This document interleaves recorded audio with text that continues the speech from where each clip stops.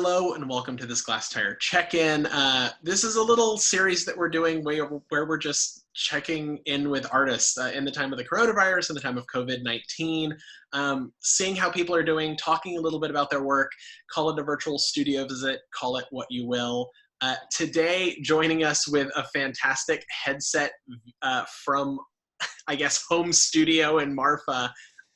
Welcome, Camp Bosworth. Hey, everybody. Hey, thanks for having me, Brandon. Yeah, love it, Camp. All right. So tell us a little bit about your work. People who know Texas art probably know you in some way, shape, or form, either from trips to Marfa or from just seeing your work around. You recently had a show at the Galveston Art Center and at Web Gallery in Waxahachie. You've had shows in Austin at Yard Dog Art you've worked with for a while. Of course, you show your stuff in Marfa. What do you do? Like, what do I do? Like, what What do do I you do all do? day? Yeah.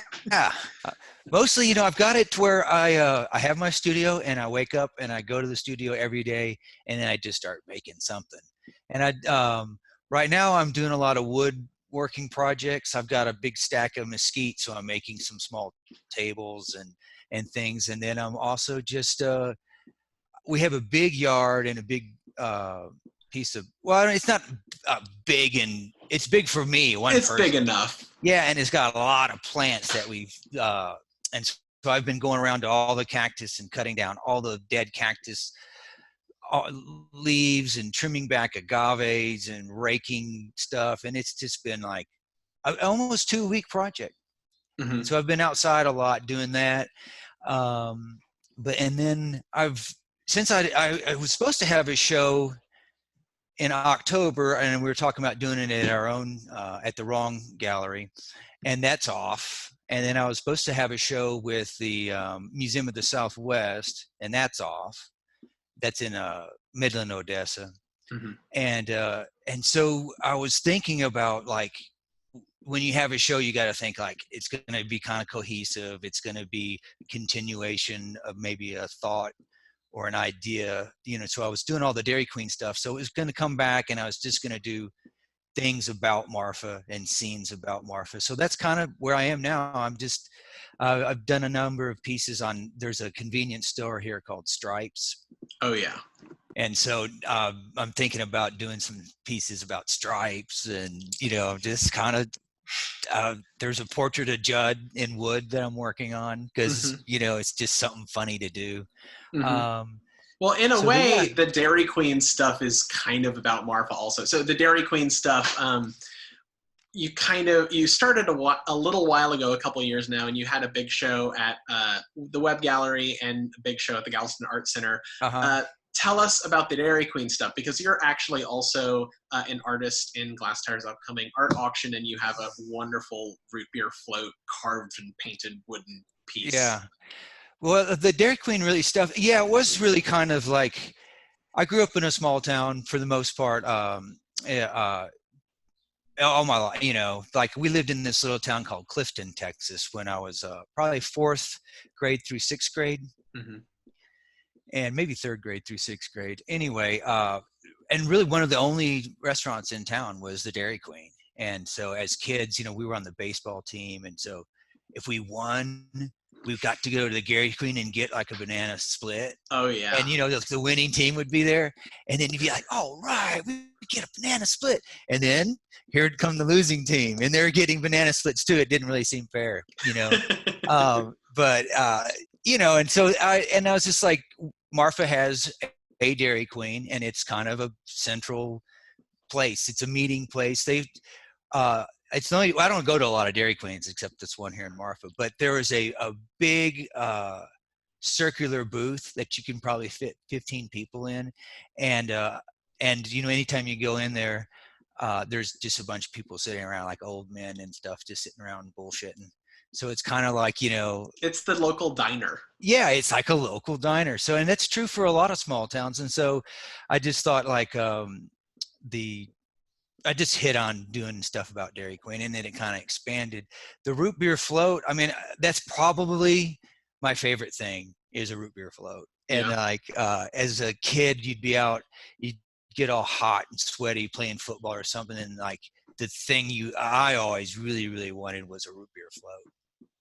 Oh, well, That's like my, that's what if I was to go to Dairy Queen and get something off the menu, I'd get a root beer float probably. that's like if you're out playing baseball, if you're out exercising, it's like it has the sweet, it has the carbonation, it has like a little bit of everything. It's perfect. Yeah, and it's got something to eat because you're kind of hungry too, so you can eat some ice cream. Yeah, that's and then for a while when I kind of got into like artisanal root beers, like I'd get some. Can you improve it? So you'd buy an expensive root beer and then you'd buy expensive ice cream, but it's not really it. It's you can't really make it that much better. I feel like sometimes the key is kind of the horribleness of the ingredients, like a Barks root beer and like a bad soft serve ice cream. Yeah, that's kind of like, where you're at. Yeah, that's the root beer float. Yeah, like how good can you make it? You can't really make it. Like you use organic sugar? No, I mean it doesn't matter. All natural cane. Right. Yeah, made with out slave labor. Yeah. Like so tell us a little bit about your previous work, because you've also shown it a lot of places across Texas and beyond. You've done stuff kind of about Narcos. You've done, I've just kind of seen a wide breadth of your work. Yeah.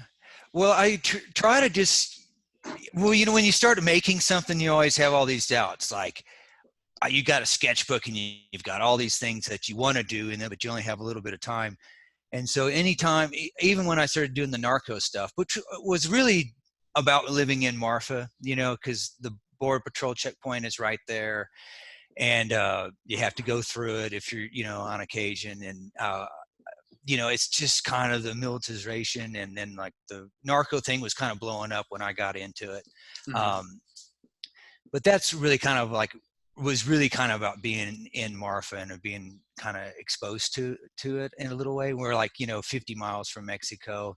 And so it was always in the news, but whatever, I just try to make, if I like it, mm-hmm. I go, well, I'm kind of into this, so I guess I'll start making narco stuff. I don't know if it's a good idea or a calculated idea or anything, but usually halfway through any piece of artwork I'm making, I'm like, I don't know why I'm making this thing, but I'm halfway through, so I might as well finish, and you're I think that's like the normal process, right? You're like, I'm going to make something. First of all, I'm going to make something that I really like. It's like, that's how writing is for me. It's like, if I don't want to read this after it's done, it's like, why am I writing it? Like you're your own best audience.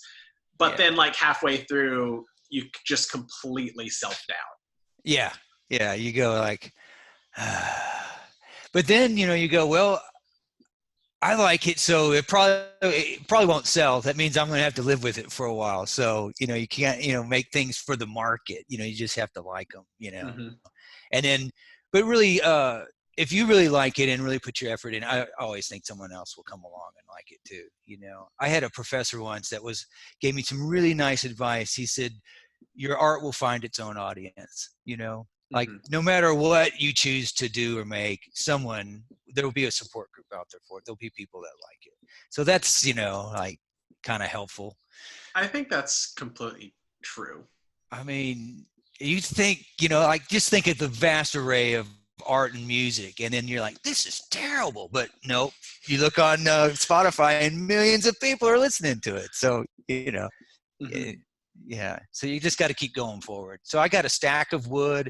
I've got my studio. It's kind of like a normal existence on the shutdown, other than we don't have as many visitors or people. And you've kind of seen like a full weird cycle, transformance, whatever you want to call it, of Marfa, because you've been out there, living in Marfa since like 2002, 3? 2001 we moved here. Okay, yeah. Yeah, so we got here and it was there was a Dairy Queen and I think a Burunda's Cafe, and that was it. There's really nothing. And of course Chinati was here, but even that was a lot smaller as far as staff and visitors.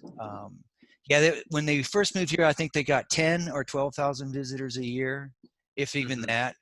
And I think last year they had over like 60,000 or 70,000. So yeah, in 20 years, it's just gotten really a lot crazier, you know, and then more hotels and restaurants all sprung up. And now we're back. I just made the joke that now we're back to like circa 2002 with no restaurants, no art galleries, no hotels, Mm-hmm. yeah, no bars. Yeah, we're back, you know, just like twiddling our thumbs, wondering what we're going to do with our time.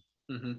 So in that time, other than making stuff and using your Mesquite to work on everything, is there anything like, have you found anything to kind of like burrow down in on this time? Like an author, a podcast, like what's your thing right Oh, you know, I just run really eclectic, you know, like,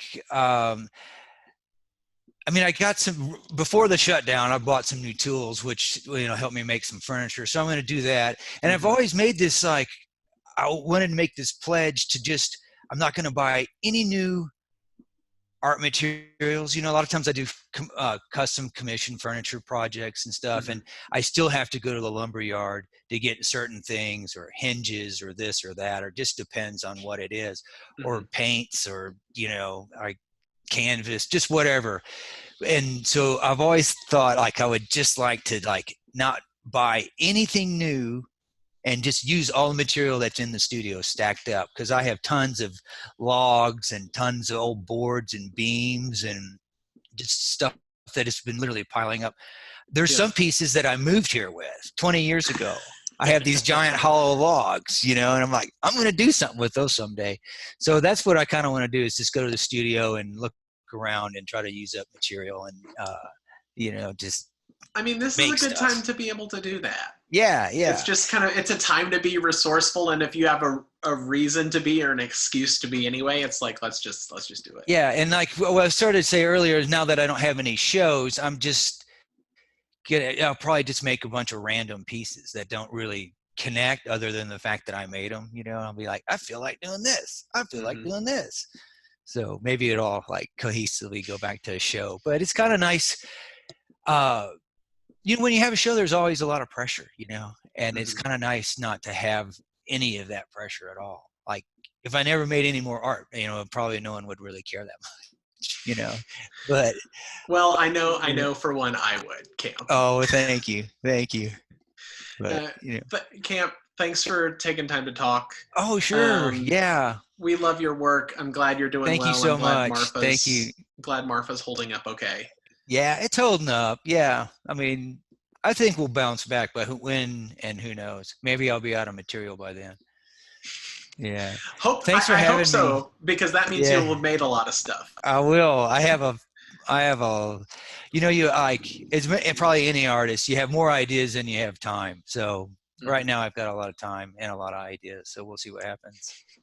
Good. Well, it was Yeah, good man. talking, Camp. Always. Thank you. Yeah. Take it easy. Okay. Bye bye. Bye.